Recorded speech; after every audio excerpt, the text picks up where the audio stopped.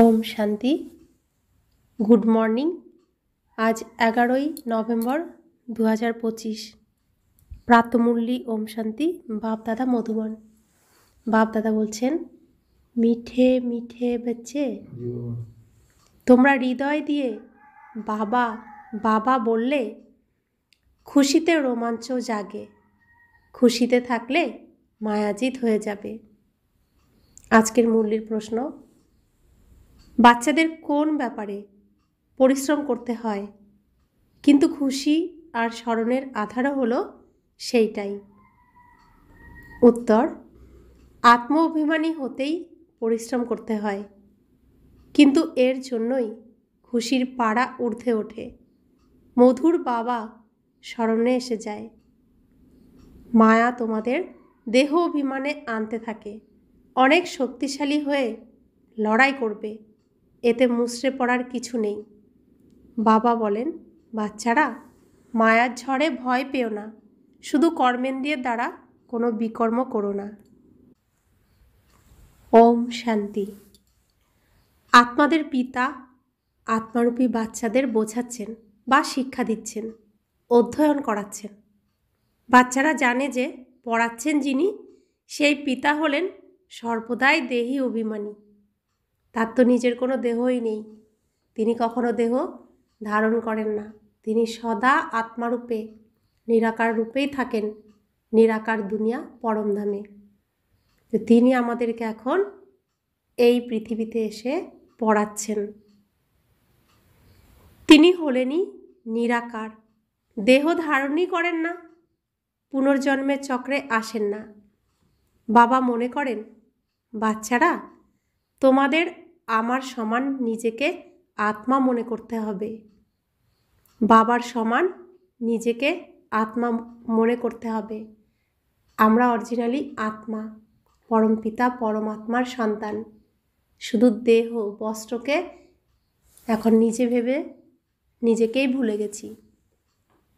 তো আমাদের এটা এখন নিজেকেই নিজে বিশ্বাস করতে হবে, আমি আত্মা, আমার বাবা তিনিও আত্মা, তিনি পরমাত্মা।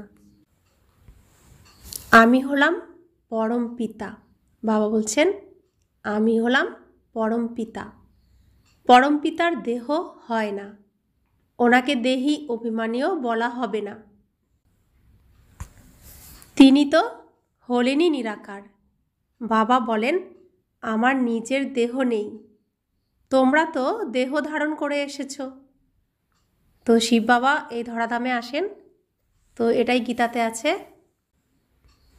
আমি জন্ম মৃত্যু রহিত, আমি নিজ মায়া বলে নিজেকে সৃষ্টি করি, আমি আমার পরিচয় দিই।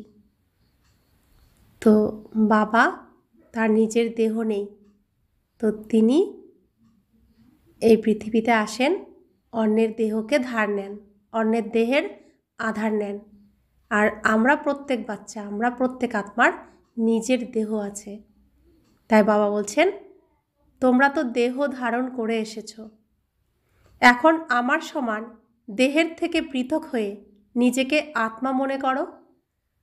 তো আমরা প্রত্যেকেই আত্মা, দেহরূপী বস্ত্র ধারণ করে রয়েছি, বস্ত্রকেই আমরা দেখি বলে নিজেকে বস্ত্র মনে করছি। রাবণ সম্পূর্ণ ভুলিয়ে দিয়েছে আমার নিজের আসল পরিচয়, নিজের বাবার পরিচয়। বাবা বলছেন, যদি বিশ্বের মালিক হতে চাও তো আর কোনো ডিফিকাল্ট ব্যাপার থাকবেই না। বাবা বলেন, দেহ অভিমানকে ত্যাগ করে আমার সমান হও, সর্বদা বুদ্ধিতে স্মরণ যেন থাকে, আমি হলাম আত্মা, আমাকে বাবা পড়াচ্ছেন। কিন্তু বাবা তো হলেন নিরাকার, আমাদের পড়াবেন কিভাবে? সেই জন্য বাবা এই দেহে এসে পড়াচ্ছেন। কোন দেহে এসে পড়াচ্ছেন? শ্রীকৃষ্ণের অন্তিম জন্মের অন্তিম শরীর, অন্তিম দেহের দ্বারা তিনি পড়াচ্ছেন। গোমুখ দেখানো হয় না, এখন গোমুখ থেকে তো আর গঙ্গা নির্গত হতে পারে না, মাতাকেও গোমাতা বলা হয়। তোমরা সকলে হলে গাভী, এই ব্রহ্মা গাভী নয়, মুখের দ্বারা জ্ঞান প্রাপ্ত হয়। বাবার তো গাভী নেই, যে ষাঁড়ের উপরে আরোহী দেখানো হয়, তারা তো শিব শঙ্কর এক বলে দেয়। তো ব্রহ্মা বাবা হলেন শিব বাবার রথ। ব্রহ্মা বাবার তনে, ব্রহ্মা বাবার শরীরে শিব বাবা প্রবেশ করে ব্রহ্মার মুখের দ্বারা গীতা জ্ঞান উচ্চারণ করেন।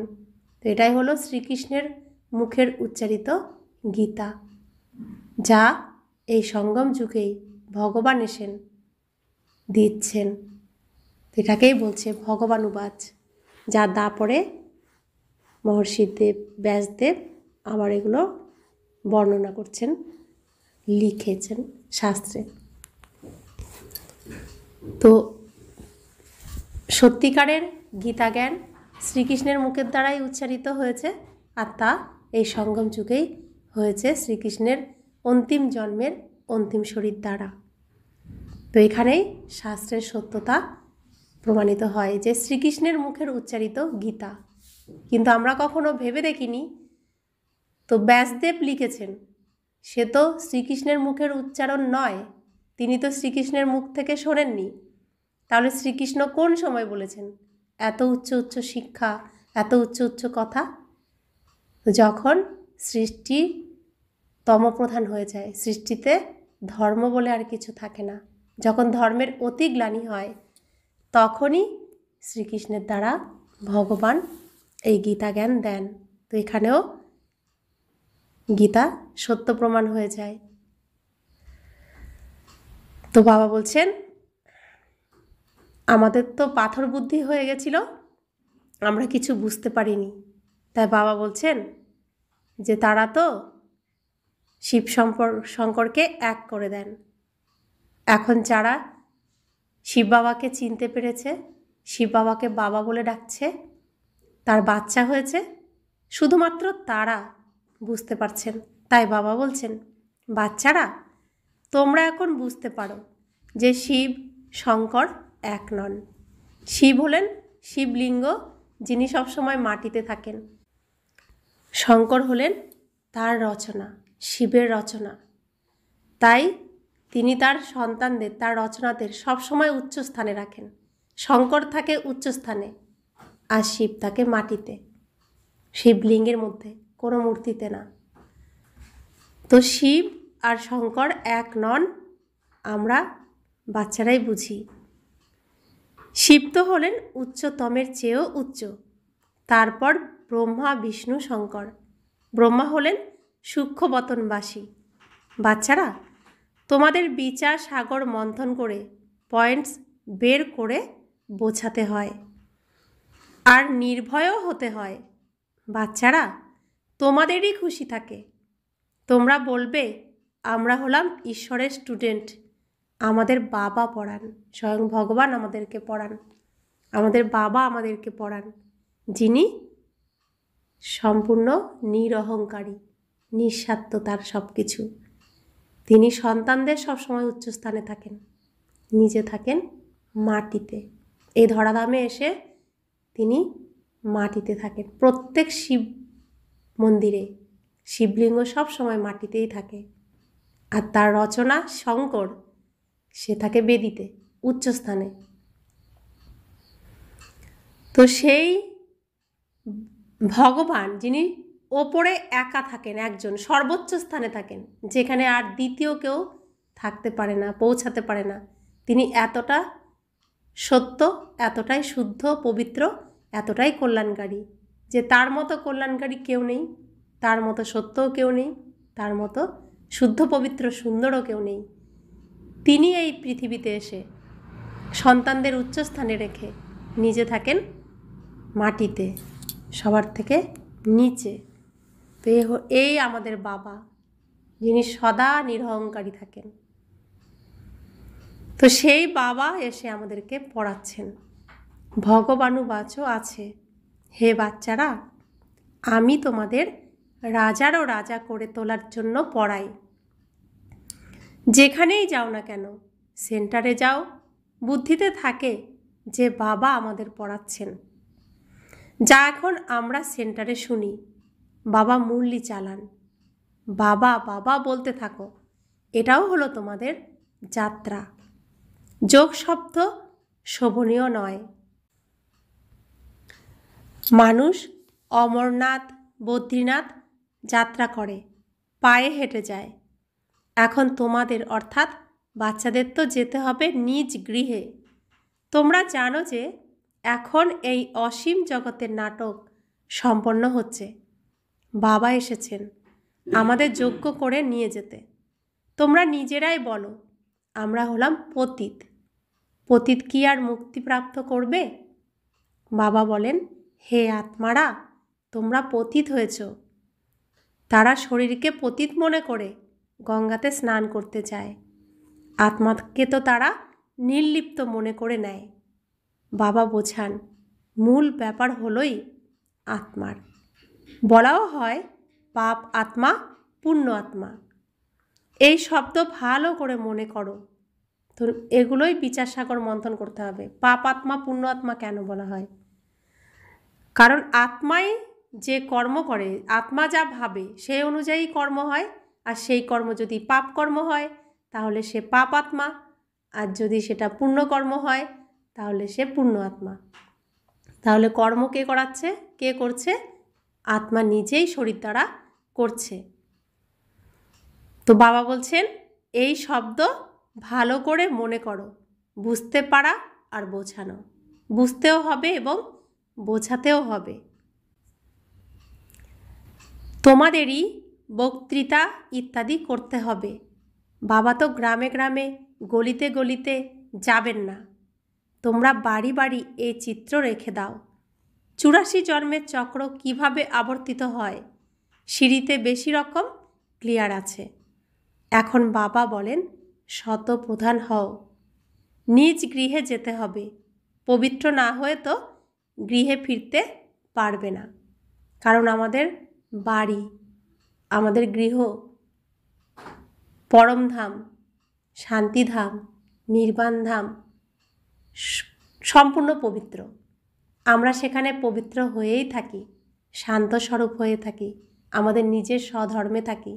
বাবার যা ধর্ম, বাবার যা গুণ, আমাদেরও সেই গুণ, সেই ধর্ম নিয়ে আমরা আমাদের ঘরে থাকি। তো এখানে এসে আমরা কোনো গুণ আমাদের মধ্যে নেই, সব গুণ হারিয়ে ফেলেছি, নির্গুণ হয়ে গেছি আর অপবিত্র হয়ে গেছি।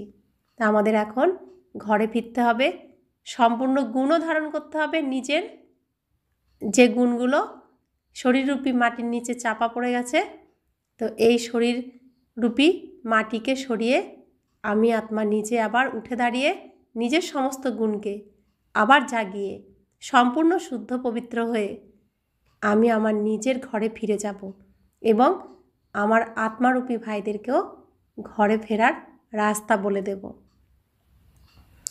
তো বাবা বলছেন যে প্রত্যেককেই ফিরতে হবে ঘরে আর প্রত্যেককেই হতে হবে পবিত্র। এই উৎসাহেই থাকো। পবিত্র না হয়ে তো গৃহে ফিরতে পারবে না। তো পবিত্র আমাদের হতেই হবে, এই উৎসাহেই থাকো। অনেক বাচ্চারা লেখে, বাবা আমার অনেক ঝড় আসে, মানসিকভাবে অনেক খারাপ ভাবনা আসে, আগে আসতো না। বাবা বলেন, তুমি এই ভাবনা ভেবো না। আগে কি আর তোমরা কোনো যুদ্ধের ময়দানে ছিলে? এখন তোমাদের বাবার স্মরণে থেকে মায়ার উপর বিজয় প্রাপ্ত করতে হবে। এইটা বারে বারে স্মরণ করতে থাকো। গিট বেঁধে নাও। মনে রাখার জন্য আঁচলে গিট বাঁধা, আঁচলে গিট বেঁধে নাও। যেমন মাতারা গিট বেঁধে নেয়, পুরুষরা আবার নোটবুকে লেখে। কি লিখতে বলছেন বাবা? কি লিখতে বলছেন? কি নোট করতে বলছেন? বাবা বলছেন এটাই নোট করো, তোমরা বাবার স্মরণে থেকে মায়ার উপর বিজয় প্রাপ্ত করবে। আমাদেরকে বিজয় প্রাপ্ত করতে হবে, এটাই নোট করো, এটাই আঁচলে গিট দিয়ে রাখো। তোমাদের তো এই ব্যাজ ভালো চিহ্ন, আমরা প্রিন্স হব। এটা হলোই বেগার টু প্রিন্স হওয়ার গডলি ইউনিভার্সিটি। এই ইউনিভার্সিটিতে পড়াশোনা করলে কি হয়? প্রত্যেকের, যারা মন দিয়ে পড়াশোনা করে তাদের সমস্ত সমস্যা দূর হয়ে যায়, ধন সম্পত্তিতেও ভরপুর হয়ে যায়, অভাব অনটন দূর হয়ে যায়, শরীর সুস্থ হয়ে যায়, মন সুস্থ হয়ে যায়, মন সুখী হয়ে যায়, ভালো হয়ে যায়। তো এই ইউনিভার্সিটিতে আসলে সবাই কি হয়ে যায়? মনের রাজা হয়ে যায়। তো রাজা হয়ে যায়, কারোর মধ্যে ভিখারি ভাব আর থাকে না। তো এই ইউনিভার্সিটি হলো ভিখারি থেকে রাজা বানানোর ইউনিভার্সিটি। বেগার টু প্রিন্স হওয়ার গডলি ইউনিভার্সিটি। তোমরা তো প্রিন্স ছিলে তোমরা তো প্রিন্স ছিলে। শ্রীকৃষ্ণ ওয়ার্ল্ডের প্রিন্স ছিলেন। যেমন ইংল্যান্ডেরও প্রিন্স অফ ওয়েলস বলা হয়, সে হলো পার্থিব জগতের কথা। রাধাকৃষ্ণ তো হলো খুবই নামি দামি। স্বর্গের প্রিন্স প্রিন্সেস ছিলেন, তাই না? সব থেকে শ্রেষ্ঠ প্রিন্স প্রিন্সেস হলেন রাধা আর শ্রীকৃষ্ণ। সেই জন্য সকলে তাদের ভালোবাসত, এখনও ভালোবাসে। সেই শ্রীকৃষ্ণের রূপকে কেউ ভুলতেই পারেন না, ব্রহ্মারূপে তাকে কেউ স্বীকারই করছেন না। কারণ শ্রীকৃষ্ণের রূপ এত সুন্দর, এত সুন্দর, এত সুন্দর, এত মোহিত করা রূপ। আর ব্রহ্মারূপ সম্পূর্ণ বিকারী রূপ। শ্রীকৃষ্ণের রূপ সম্পূর্ণ শুদ্ধ, পবিত্র, নির্বিকারী রূপ। সেজন্য সেই শুদ্ধ পবিত্র রূপকে কেউই ভুলতে পারে না, এখনও ভুলতে পারেন না। বাবা বলছেন সবাই শ্রীকৃষ্ণকে তো খুবই ভালোবাসে, করলে তো দুইজনকেই করা উচিত। তো ভালোবাসলে তো শ্রীকৃষ্ণ রাধা দুজনকেই ভালোবাসা উচিত। প্রথমে তো রাধাকে করা উচিত। তো প্রথমে রাধাকে বেশি ভালোবাসা উচিত। কিন্তু বাচ্চার প্রতি ভালোবাসা বেশি থাকে, কারণ সে উত্তরাধিকারী হয়। স্ত্রীরও স্বামীর উপর ভালোবাসা থাকে। স্বামীর জন্যই বলা হয় এই হলো তোমার গুরু ঈশ্বর, স্ত্রীর জন্য এরকম বলবে না। সত্যযুগে তো মাতাদের মহিমা থাকে, প্রথমে লক্ষ্মী তারপর নারায়ণ। সত্যযুগে প্রথমে লক্ষ্মীকেই নমস্কার জানাবে, সম্মান জানাবে, তারপরে নারায়ণকে। অম্বার কত রিগার্ড রাখে। ব্রহ্মার হলো কন্যা, ব্রহ্মার এত কিছু নেই। ব্রহ্মার মন্দির আজমিরে আছে, যেখানে মেলা ইত্যাদি বসে। অম্বার মন্দিরেও মেলা বসে। বাস্তবে এইসব মেলা হয় ময়লা করার জন্য। তোমাদের এই মেলা হলো স্বচ্ছ হওয়ার। তো আম্মা মানে মাম্মা, তার মেলা সারা ভারতবর্ষে হয়, পৃথিবীর বাইরেও এখনও হয়, কিন্তু ব্রহ্মার মেলা হয় না। তাহলে আম্মা কি সমস্ত শক্তি, সমস্ত গুণ নিজে ধারণ করে আবার বাচ্চাদেরকে করিয়েছে। তো সমস্ত অজামিলের মতো পাপী, বাঘের মতো যাদের রাগ, অসুরের মতো যাদের আচরণ, তাদের সবাইকে কি করেছে? নত করেছে। সেই জন্য আমাকে কি দেখানো হয়? সিংহের উপরে দেখানো হয়। এই কারণেই দেখানো হয়। তো প্রত্যেকে তার কাছে নত হয়েছে, সেজন্য তার মেলা হয়। কিন্তু ব্রহ্মার এত মন্দিরও নেই, মেলাও হয় না, শুধু আজমেরেই ব্রহ্মার মেলা হয়, আর মাম্মার জন্য মেলা সব জায়গায় হয়। তো এরই স্মরণিক হলো এখন দুনিয়াতে মেলার আয়োজন। বাবা বলছেন এই মেলা তো নোংরা হওয়ার জন্য, ময়লা করার জন্য হয়, রাবণ করায়। আর আমাদের মেলায় যে আমরা মিলিত হলাম, এটাও তো মেলা। এই মেলা হলো কিসের জন্য? এই মেলা হলো স্বচ্ছ হওয়ার। আমরা এখানে কি হচ্ছি? আমাদের মন, আমাদের শরীর, আমাদের চিন্তা ভাবনা সব স্বচ্ছ শুদ্ধ হচ্ছে। তো বাবা বলছেন স্বচ্ছ হওয়ার জন্য তোমাদের স্বচ্ছ বাবাকে স্মরণ করতে হবে। জল দিয়ে কোনো পাপ নাশ হয় না। গীতাতে ভগবানুবাচ হলো মন মনা ভব। আদি আর অন্তে এই শব্দ আছে। বাচ্চারা, তোমরা জানো যে আমরাই সর্বপ্রথম ভক্তি শুরু করেছি। শতপ্রধান ভক্তি আবার শত রজতম ভক্তি হয়। তো সব কিছু আমরাই প্রথমে করি। এই পৃথিবীতে যত শ্রেষ্ঠ শ্রেষ্ঠ পাঠ আছে সব আমরাই প্রথমে প্লে করি, তারপর অন্যরা করে। তো ভক্তিও আমরাই প্রথমে করেছি। তো বাবার কাছে এই যে জ্ঞানেও আমরা প্রথমে এসেছি। এখন তো দেখো মাটি, পাথর ইত্যাদি সব কিছুকে ভক্তি করে। এইসব হলো অন্ধশ্রদ্ধা। এই সময়ে তোমরা সঙ্গমে বসে আছো। এটা যে হলো উল্টো বৃক্ষ, উপরে হলো বীজ। কোনটা কোনটা উল্টো উল্টো বৃক্ষ? মনুষ্য সৃষ্টিরূপী কল্পবৃক্ষ হলো উল্টো বৃক্ষ, উপরে হলো বীজ। তো বীজকে শিব বাবা। বাবা বলেন এই মানুষ সৃষ্টির বীজ রচয়িতা হলাম আমি। মানে বাবা হলেন বীজ, আর বাবার থেকে সমস্ত আত্মার সৃষ্টি। এখন নতুন দুনিয়া স্থাপনা করা হচ্ছে। স্যাপলিং লাগানো হয় না, বৃক্ষের পুরানো পাতা সব ঝরে যায়, নতুন নতুন পাতা বের হয়। বাবা এখন দেবী দেবতা ধর্মের স্থাপনা করছেন। তো এটা একটা বছরের মধ্যে এই সিন চলে এই সিন। সব পাতা ঝরে যায়, নতুন পাতা হয়। কোন সময় সব পাতা ঝরে যায়? বছরের শেষে। আবার নতুন পাতা কোন সময় হয়? নতুন বছরে। তাহলে সৃষ্টিতে এই শিক্ষা আছে, তাই না? ফাল্গুন চৈত্র মাসের দিকে সমস্ত পাতা ঝরে যায়, আবার নতুন পাতা হয়, নতুন বছরও চলে আসে। বৃক্ষের পুরানো পাতা সব ঝরে যায়, নতুন নতুন পাতা বের হয়।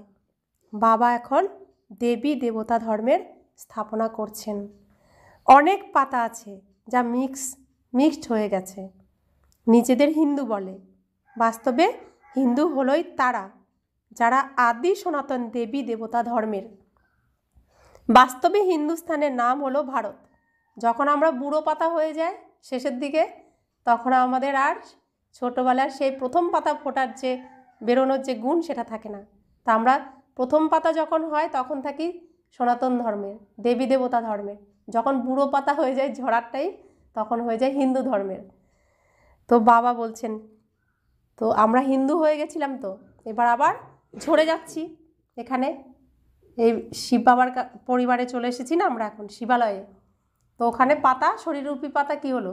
ঝরে গেল। তো আমি আত্মার সেই পুরনো সব নোংরা বৃদ্ধ রূপটা কি হলো? ওখানে আমি ঝরে দিলাম, ব্রহ্মা বাবার কাছে দিয়ে দিলাম। এখন আমাদের কি হচ্ছে? নতুন আবার রূপ হচ্ছে, নতুন পাতা হয়ে আমরা আবার বেরোচ্ছি। তো আত্মা আবার নতুন করে আমাদের নিজেদেরকে জাগাচ্ছি, সুস্থ সবল করছি, সমস্ত গুণকে আবার ধারণ করছি। তো নতুন পাতা হয়ে যাচ্ছি আবার, তাই না? তো এখানে যে সুন্দর চারা হবে, তো সেই চারাটাকে কোথায় লাগানো হবে? যে যেমন চারা হবে সে তেমন জায়গায় তো স্থান পাবে। তো ফার্স্ট ক্লাস চারা হলে কোথায় লাগানো হবে? সত্যযুগে। এবার যে যেমন চারা হবে তেমন তেমন অনুযায়ী তাকে সেই জায়গায় লাগানো হবে। তো এটা হলো বীজতলা। আর এই সমগ্র এই যে জমির আসল ফল কোনটা? আসল ফল সব থেকে ফার্স্ট ক্লাস ফল যেটার থেকে বীজ তৈরি হচ্ছে, সেটা কোন ফল? সেটা শ্রীকৃষ্ণ, তাই না? ছোট্ট থাকতে শ্রীকৃষ্ণ ছিল, আর যখন একদম পাকাপোক্ত তখন ব্রহ্মা হয়ে গেছে। তো ব্রহ্মারূপী এই ফলটাকে শিব বাবা নিয়ে এসছেন, রেখে দিয়েছিলেন যত্ন করে। সেই ফল থেকে আবার এখন বীজ বপন করে চারা তৈরি হচ্ছে, আর সেই বীজ হলো আমরা। আর এখানে যেই চারাগুলো ফার্স্ট ক্লাস হবে সেই চারাগুলো সত্যযুগে চলে যাবে। তো এটা হচ্ছে বীজতলা। আর এই বীজ হবে কিসের দ্বারা? সংকল্পের দ্বারা। তো এখানে আমাদেরকে বাবা উচ্চ সব সুন্দর সুন্দর সংকল্পের বীজ বুনতে বলছে, তাই না? সেজন্য বাবা কত সুন্দর করে বলছেন। তো এখন পৃথিবী সিন কি? এখন বৃদ্ধ সিন চলছে। কলিযুগ হলো এই সৃষ্টির বৃদ্ধ অবস্থা। তো সমস্ত আত্মারাও বৃদ্ধ। তাই আমরা এখন যারা দেবী দেবতা ছিলাম প্রত্যেকে হলাম হিন্দু। তো বাবা আমাদেরকে কি করছেন? হিন্দুর থেকে আবার দেবী দেবতা বানাচ্ছেন, সনাতন ধর্মে ফিরিয়ে আনছেন, সনাতন ধর্মের সমস্ত কিছু আমাদেরকে গ্রহণ করাচ্ছেন।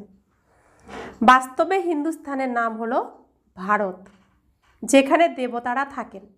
আর কোনো দেশের নাম পরিবর্তন করে না, এর নাম পরিবর্তন করে দিয়েছে। যেমন আমরা তেমন আমাদের দেশ। আমরা যখন 16 কলা সম্পূর্ণ ছিলাম, 14 কলা সম্পূর্ণ ছিলাম, তখন আমাদের দেশের নাম কি ছিল? আমাদের দেশের নাম ছিল ভারত। সম্পূর্ণ পৃথিবীর নাম ছিল ভারত। আমরা যখন হিন্দু হয়ে গেলাম, তখন এর নাম কি হয়ে গেল? পরিবর্তন।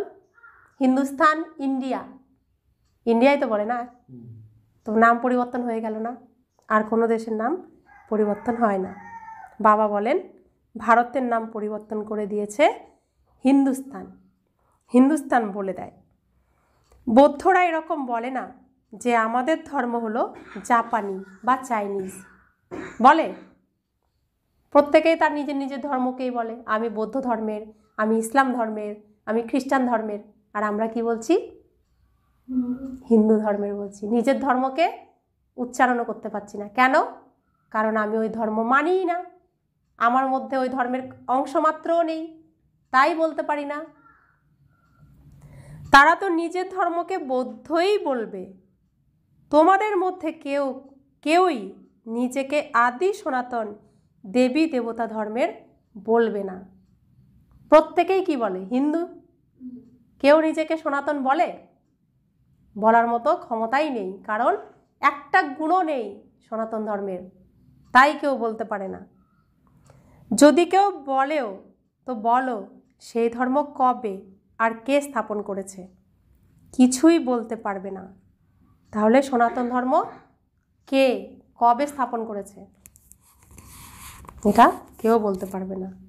কল্পের আয়ুই লম্বা চড়া করে দিয়েছে, একে বলা হয় অজ্ঞানতার অন্ধকার। এক তো নিজের ধর্মকে জানা নেই, দ্বিতীয়ত লক্ষ্মীনারায়ণের রাজ্যকে বড় দূরে নিয়ে গেছে, সেজন্য ঘোর অন্ধকার বলা হয়। জ্ঞান আর অজ্ঞানে কত পার্থক্য! তো ভোর 3টের সময় দুনিয়ার লৌকিকে যারা রয়েছে, দুনিয়ার মানুষ কি বলবে? বাবা সকাল হতে অনেক দেরি, এখন ঘুমানোর টাইম, ঘুমাও ঘুমাও ঘুমাও। আর আমরা 3টের সময় আমরা কি বলছি?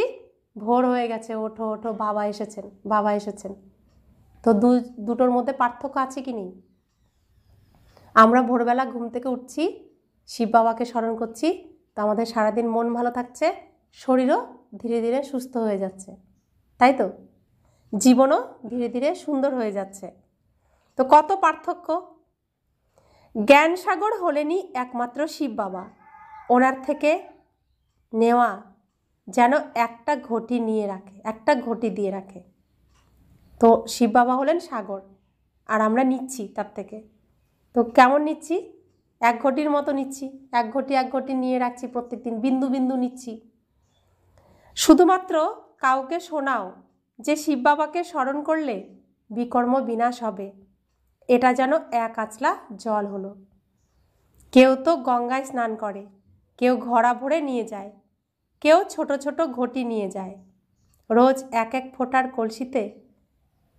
ফোঁটা কলসিতে ঢেলে জ্ঞান জল মনে করে পান করে। বিলেতেও বৈষ্ণবজনেরা গঙ্গা জলের ঘড়া নিয়ে যায়, আবার চাইতে থাকে।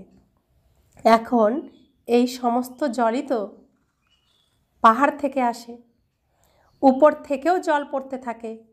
আজকাল দেখো বাড়ি বাড়িও কেমন 100 তলা পর্যন্ত তৈরি করে, সত্যযুগে এরকম হয় না। তো বাবা বলছেন গঙ্গার জল সবাই কেউ ঘটি ঘটি ভরে ভরে নিয়ে যায়, যারা বিলেতে থাকে তারা কলসি ভরে নিয়ে চলে যায়। তো এই জল কোথা থেকে আসে? উপর থেকে আসে। তো বাবার জ্ঞান গঙ্গা কোথা থেকে আসে? উপর থেকে আসে। তো এখানে কেউ কেউ পুরো স্নান করে, পুরোটাই ভর্তি করে নেয়, কেউ কেউ এক ঘটি নেয়, কেউ কেউ এক কলসি নেয়, কেউ কেউ নিয়ে আবার অন্য কেউ এক ফোঁটা দিয়ে দেয়, ছিটিয়ে দেয় না। তো বাবা আমাদেরকে বোঝাচ্ছেন তো কতটা ভরে রাখা দরকার। কতটা ভরে রাখা দরকার? পুরোটাই তো ভরে রাখা দরকার না, পুরোটাই স্নান করতে হবে।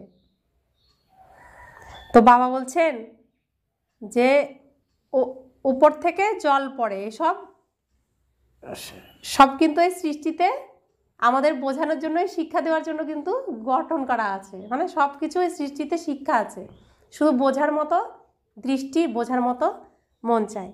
বাবা বলছেন দেখো আজকাল 100 তলা পর্যন্ত বাড়ি, কত উঁচু পর্যন্ত বাড়িও করে ফেলে। হ্যাঁ, সত্য যুগে এরকম হয় না। সেখানে তো তোমরা এত জমি পেতে থাকবে যে বলার নয়। তো পুরো পৃথিবীটাই তো আমাদের। বাবা কত নেশা ধরাচ্ছেন আমাদেরকে ভালো করে পড়াশোনা করার জন্য, মন দিয়ে পড়াশোনা করার জন্য। বাবা বলছেন দেখো এমন এমন সব পাবে ভালো করে পড়াশোনা করলে, তোমাকে এটা এটা দেব। তো সত্য যুগে সমস্ত জমি কার থাকবে? যে সত্য যুগে যাবে তাদেরই থাকবে। সেখানে ভাগ থাকবে না, এইটুকু আমার ওটুকু আমার, পুরোটাই সবাই ভাববে আমার, আমিই মালিক, প্রত্যেকেই ভাববে এরকম। তো বাবা বলছেন এখানে থাকার জন্য জমি নেই, তাই এত তল বাড়ি তৈরি করে। সেখানে চাল ডাল ইত্যাদিও প্রচুর পরিমাণে হয়। যেমন আমেরিকাতে বেশি শস্য ফলন হলে জ্বালিয়ে দেওয়া হয়, এটা হলো মৃত্যুলোক, ওটা হলো অমরলোক। অর্ধকল্প তোমরা সেখানে সুখে থাকো, মৃত্যু ভিতরে যেতে পারে না। তা আমাদের রাজ্য যেটা বাবা এখন স্থাপনা করাচ্ছেন আমাদের দ্বারা, সেখানে কাল প্রবেশ করতে পারে না, মৃত্যু প্রবেশ করতে পারে না। সেখানে সবাই কি থাকে? অমর থাকে, কেউ মরে না সেখানে। এর উপর একটা কথাও আছে, এটা হলো অসীম জগতের কথা। অসীম জগতের কথাতে আবার পার্থিব জগতের কথা বসে তৈরি করেছে। গ্রন্থ সাহেব প্রথমে কত ছোট ছিল, এখন কত বড় করে দিয়েছে। শিব বাবা কত ছোট, তারও কত বড় মূর্তি বানিয়ে দিয়েছে। শিব বাবা কতটুকু? শিব বাবা কত বড়? শিব বাবা কত বড়? শিব বাবা ছোট্ট একটা ফোঁটার মতো, আমরা আত্মারাও ছোট্ট একটা ফোঁটার মতো। তো শিব বাবাকে এখন কত বড় শিবলিঙ্গ বানিয়ে দিয়েছে, বলে এশিয়ার বৃহত্তম শিবলিঙ্গ। তো বাবা বলছেন বুদ্ধের ছবি, পাণ্ডবদের ছবি কত বড় বড় লম্বা করে দিয়েছে, এরকম তো কেউ হয় না। বাচ্চারা তোমরা এই এইম অবজেক্টের চিত্র বাড়ি বাড়ি তোমাদের দেওয়া উচিত। বলছে তোমাদের এই চিত্র, এইম অবজেক্টের চিত্র বাড়ি বাড়ি দেওয়া উচিত। লক্ষ্মীনারায়ণের চিত্র সবার বাড়িতে বাড়িতে দেওয়া উচিত। আমরা পড়াশোনা করে এরকম তৈরি হচ্ছি, এরপর কি আর কাঁদা উচিত? যে কাঁদে সে পরাজিত হয়। বাবা বলেন যে কাঁদে সেই হারায়, তাই কখনো কাঁদবে না। দেহ অভিমানে এসে যায়। বাচ্চারা তোমাদের আত্ম অভিমানী হতে হবে, এতেই পরিশ্রম করতে হয়। আত্ম অভিমানী হলেই খুশির পারদ ওঠে, মধুর বাবাকে স্মরণে আসে। বাবার থেকে আমরা স্বর্গের উত্তরাধিকার প্রাপ্ত করি। যখন আমি দেহ, তখন সম্বন্ধ সম্পর্কের মায়াজালে পিষে যাই, তখন কান্না করি। যখন আমি আত্মা, এর ঊর্ধ্বে উঠে যাই, তখন শিব বাবার সন্তান, আর শিব বাবার সমস্ত কিছুর উত্তরাধিকার আমি প্রাপ্ত করি। সুখ, শান্তি, প্রেম, আনন্দ, জ্ঞান, পবিত্রতা, শক্তি, সম্পদ সমস্ত কিছু প্রাপ্ত করি।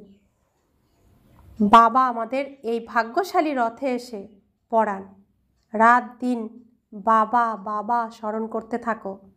অর্ধকল্পের জন্য তোমরা হলে প্রেয়সী, অর্থাৎ বাবার প্রেয়সী। ভক্ত ভগবানকে স্মরণ করে, অনেক ভক্ত আছে। জ্ঞান মার্গে সকলে এক বাবাকেই স্মরণ করে। তিনিই হলেন সকলের পিতা। জ্ঞানসাগর বাবা আমাদের পড়াচ্ছেন। বাচ্চারা তোমাদের তো রোমাঞ্চিত হওয়া উচিত, মায়ার ঝড় তো আসবেই। বাবা বলেন সব থেকে বেশি ঝড় তো আমার কাছে আসে, কারণ সবচেয়ে সামনে থাকি আমি। কার কাছে আসে সব থেকে ঝড় বেশি? ব্রহ্মা বাবার কাছে। তো আমরা সব বাচ্চাদের যা যা ঝড় আসে, ব্রহ্মা বাবার কাছে সমস্ত ঝড় প্রথমে এসেছিল, তাকে পার করেই পরে মায়া আমাদের কাছে এসেছে। তাই বাবা অনুভবী। তাই বাবা বলছেন সব থেকে বেশি ঝড় আমার কাছে আসে, তাই তো আমি বুঝতে পারি বাচ্চাদের কাছে কতটা আসতে পারে, বিষণ্ণ হয়ে পড়ে। অনেক প্রকারের ঝড় আসে যে সব অজ্ঞান কালেও কখনো আসেনি, সেই সবও আসে। প্রথমে তো আমাকে আসতে হবে, নয়তো আমি বাচ্চাদেরকে বোঝাবো কিভাবে? তোমরা এখন হলে ফ্রন্টে, সমরাঙ্গনে, আমরা এখন যুদ্ধস্থলে সবার সামনে রয়েছি। শক্তিশালী হলে মায়াও তার চেয়ে বেশি শক্তিশালী হয়ে লড়াই করে। যত শক্তি অর্জন করবে মায়াও তত শক্তিশালী হয়ে আসবে, তেমন তেমন পরিস্থিতি নিয়ে আসবে। মল্লযুদ্ধে সবাই একরকম হয় না, ফার্স্ট, সেকেন্ড, থার্ড গ্রেড হয়। বাবার কাছে সবচেয়ে বেশি ঝড় আসে, সেজন্য বাবা বলেন এই ঝড়ে ভয় পেও না। শুধুমাত্র কর্মেন্দ্রিয় দ্বারা কোনো বিকর্ম করো না। কেউ বলে জ্ঞানে এসেছি তো এরকম কেন হয়, এর থেকে তো জ্ঞান ধারণ না করাই ভালো। তো সরে যায় অনেকে, যদি বাবার ঘরে এসে এমনই হয় তো কি দরকার আমার জ্ঞানের, তো সরে যায়, আসে না আর। সংকল্পই আসতে থাকে, আরে এ তো হলো যুদ্ধ, স্ত্রীর সামনেও পবিত্র দৃষ্টি থাকবে। মনে করতে হবে শিব বাবার বাচ্চারা আমরা সকলে হলাম ভাই ভাই। আবার প্রজাপিতা ব্রহ্মার সন্তান হওয়াতে ভাই বোন হয়ে গেল। তো শিব বাবার সন্তান আমরা, আত্মা আত্মা ভাই ভাই। আর প্রজাপিতা যেহেতু আমাদের দেহ বানাচ্ছেন, তাই দেহে আমাদের সম্পর্ক ভাই বোন। তো দুটোই বাবা শিখিয়ে দিচ্ছেন। স্ত্রীর সামনে যাও, সে তো তোমার কলিযুগের সিনে তোমার স্ত্রী ছিল অভিনয়ের জন্য, এখন তো অভিনয় শেষ হয়ে গেছে। এখন তো শিব বাবার সন্তান আত্মা, ব্রহ্মার সন্তান বোন, তাই না? ব্রহ্মা বানাচ্ছে শরীর, তাহলে আমরা তো এখন সম্পর্কে কি হয়ে গেলাম? আত্মা আত্মা ভাই ভাই, আর শরীরে আমরা ভাই বোন। এই দৃষ্টি, এই মন রাখতে হবে।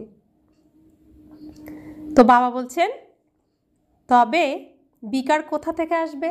যদি এই ভাবনা তুমি রাখো তাহলে বিকার কোথা থেকে আসবে? ব্রাহ্মণ হলো উচ্চ টিকিধারী, যারাই আবার দেবতা হবে। তো আমরা হলাম ভাই বোন, এক বাবার বাচ্চারা হলো কুমার কুমারী। আমরা আমাদেরকে কি বলি?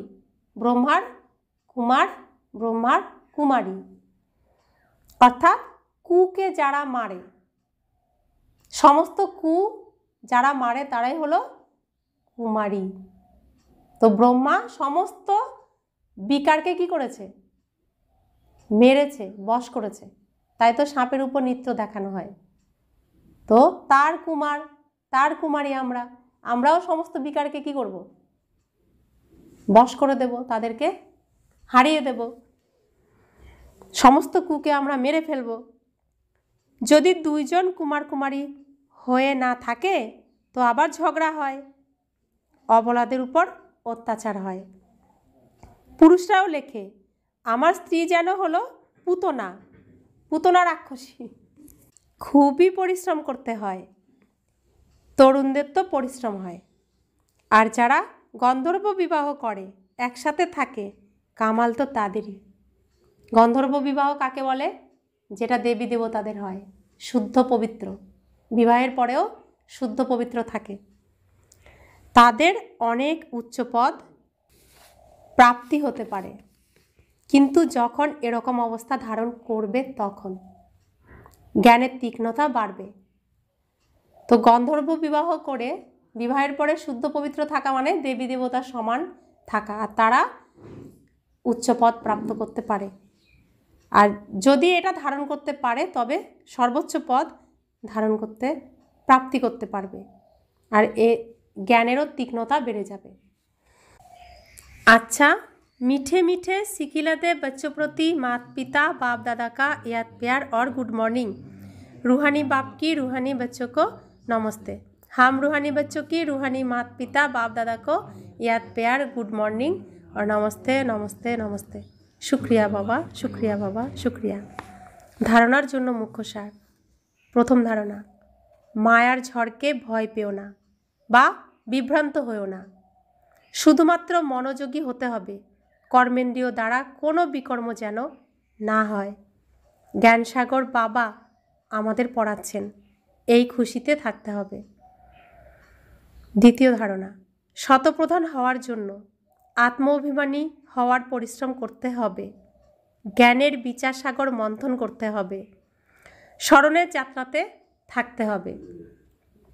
বরদান: শুভ চিন্তনের দ্বারা জ্ঞান সাগরে সমাহিত হয়ে অতীন্দ্রিয় সুখের অনুভবী ভব। যেরকম সাগরের অন্দরে থাকা